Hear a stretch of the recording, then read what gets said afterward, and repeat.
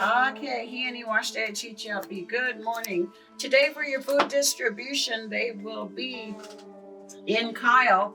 Tomorrow they will be in Manderson. So tailgating is on today.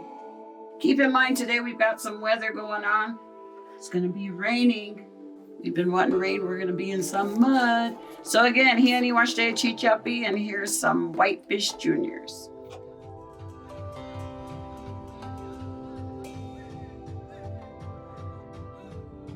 In Lakota culture, we have a character, a person in the pod called an Ayapaha. And that person's job is to share information with the tribe.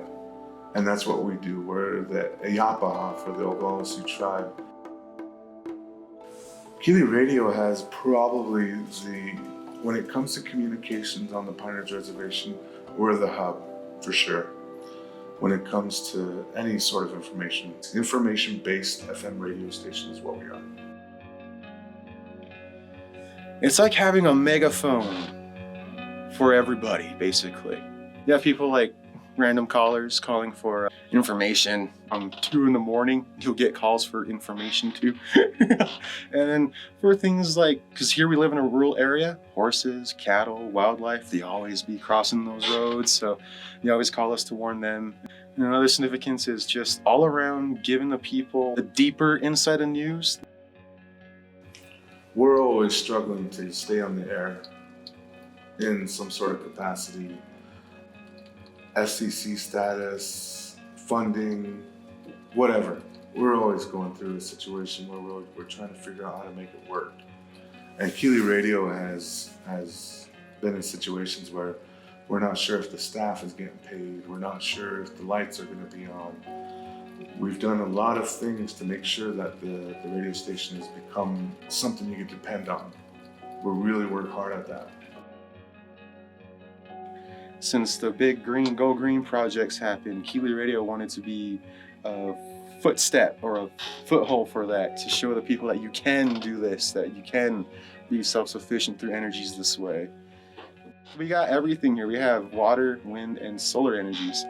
So since a lot of people do see us and do look up at us, we tend to do our best to show that you're able to have solar panels and you're able to live an alternative life without sacrificing so much. And because of this, we've been getting better frequencies and power is doing better, because beforehand, we used to have power outages left and right. We did it because we wanted to stop being dependent upon fossil fuels. And so there's so many people involved in this process. The board, the staff, the people. We just wanted to have a radio station that if there was ever an instance that we didn't have these things, that we would still be on the air. That's one reason. But then it also sets an example that we need to start moving in this direction, that fossil fuels are not a resource that we can depend on. Like I said, we're always trying to figure out how we're going to stay on the air, and we know that fossil fuels won't always be there.